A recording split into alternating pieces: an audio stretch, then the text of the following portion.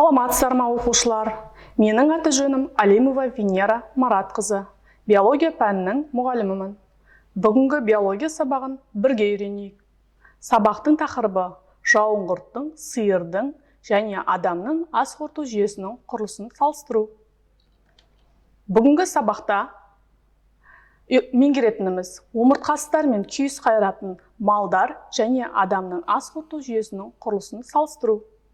Жануарлардың ас қорыту жүйелеріндегі ерекшеліктердің себептерін түсіндіру. Оқушылар, алдымен жауынқұрттың ас қорыту жүйесімен танысайық.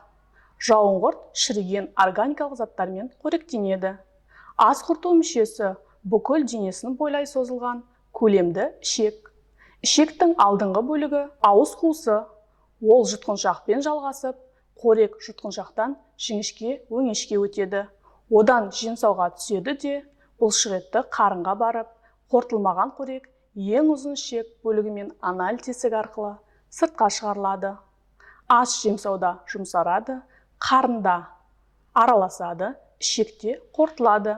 Сонымен жауынқұрттың ас қорыту жүйесі ауыз қуысы, жұтқыншақ, өңеш, жемсау, қарын, ортаңғы ішек, анал тесігі жатады.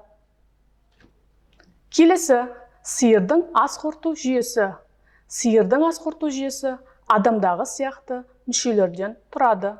Сиырдың ас қорыту жолына ауыз қуысы, жұтқыншақ, өңеш, асқазан, ішек кіреді. Сиырдың асқазаны 4 бөлімнен тұрады. Ең бірінші бөлім үлкен қарын немесе тас қарын деп аталады.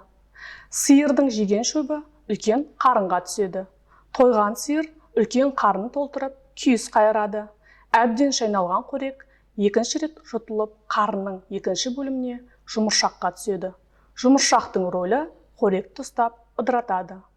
Жұмыршақтан қорек қарынның үшінші бөлімі қатпаршақ қарынға түседі. Бұл жерде қорек жақсылап араласады. Келесі қорек төртінші бөлімге ұлтабарға түседі. Осы жерде қорек нәруыздары қорытылады. Келесі, оқушылар адамның ас қорыту жүйесімен танысатын боламыз. Алдымен бейнероликке назар аударайық. Біздің жеген тамағымыздың әр жұтымы денеміздің бойымен жылжып, ғажайып сапар шегеді.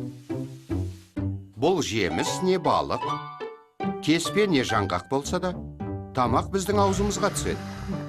Асқазанымыз арқылы өтіп, ұзын ішектеріміздің бойымен жылжып, тік ішегімізге жетеді. Және соңында нәжіс түрінде сыртқа шығар.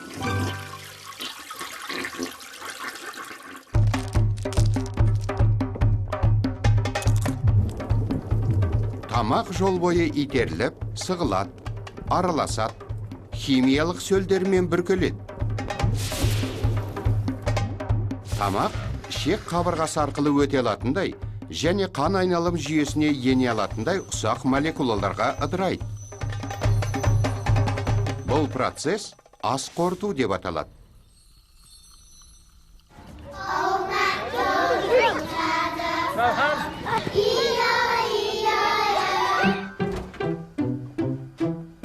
Ас қорыту процесі тамақты аузымызға салмай тұрып-ақ басталып кетеді. Тамақтың иісін иіскеп, оның түрін көргенде, немесе ол туралы ойлағанның өзінде аузымыздағы сілекей безі жандана бастайды.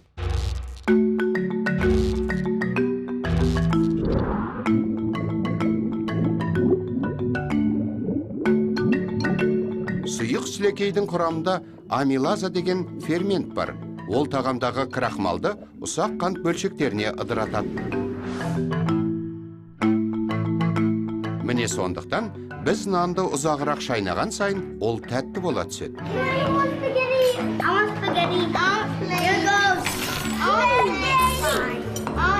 Біз шайнау арқылы асты физикалық тұрғыдан бөлшектейміз.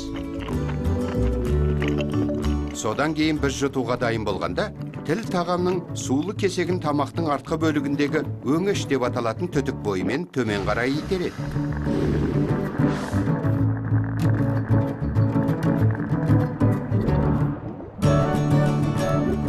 пеш қабырғасы тамақты итеру үшін ырғақта жиырылады.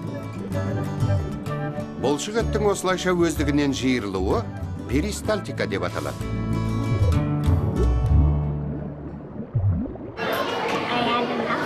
Does anybody want any more?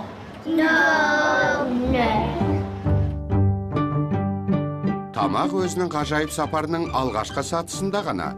Ал бұл бірнеше күндік 8 метрден асатын жол.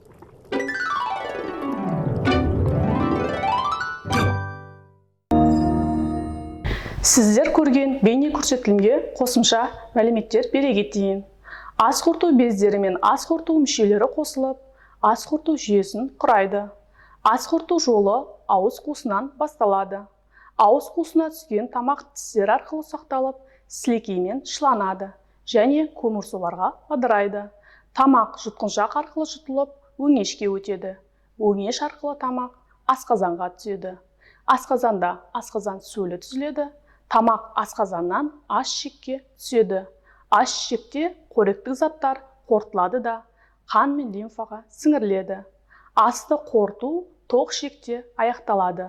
Тоқ ішекте су сіңіріледі де қорытылмаған тағам қалдықтары тік ішек арқылы сыртқа шығарылады. Оқушылар, бүгінгі сабақты бекіту мақсатында келесі тапсырманы орындайық. Тапсырма: А, В және С әріптерімен берілген суреттерге назар аударыңыз.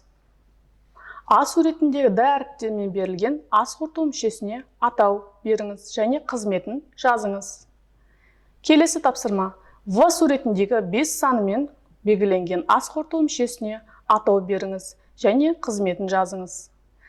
Келесі: С суретіндегі С және Л әріптерімен белгіленген ас қорыту мүшелеріне атау беріңіз және қызметін жазыңыз. Келесі тапсырма: суретті пайдаланып, омыртқасыз күйіс қайратын сиыр адамның ас қорыту жүйесінің құрылысының реттілігін көрсетіңіз.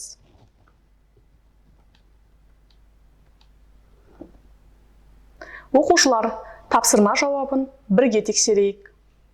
А суретіндегі Д әріпімен көрсетілген ас қорыту мүшесінің атауы жемсау.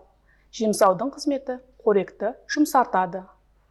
Келесі: В суретіндегі 5 санымен белгіленген ас қорыту мүшесінің атауы үлкен қарын. Үлкен қарынның қызметі қоректі ыдыратып қорытады.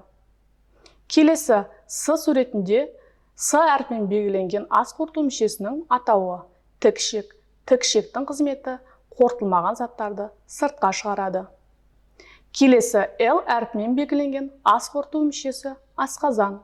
Асқазанның қызметі асқазан сөлі түзіліп, асты ыдыратады. Келесі тапсырманың жауабы: омыртқасыздардың ас қорыту жүйесінің құрылысының реттілігі. Ауыз қуысы, жұтқыншақ, өңеш, жемсау, қарын, ортаңғы ішек, ішек, анал тесігі. Күйіс қайратын сиырдың ас қорыту жүйесінің құрылысының реттілігі. Ауыз қуысы, жұтқыншақ, өңеш, асқазан, аш-ішек, тоқ ішек, тік ішек. Келесі: адамның ас қорыту жүйесінің құрылысының реттілігі. Ауыз қуысы, жұтқыншақ, өңеш, асқазан, аш-ішек, тоқ ішек, тік ішек. Оқушылар, бүгінгі сабақты қаншалықты меңгердік, өз-өзімізді бағалап жіберейік.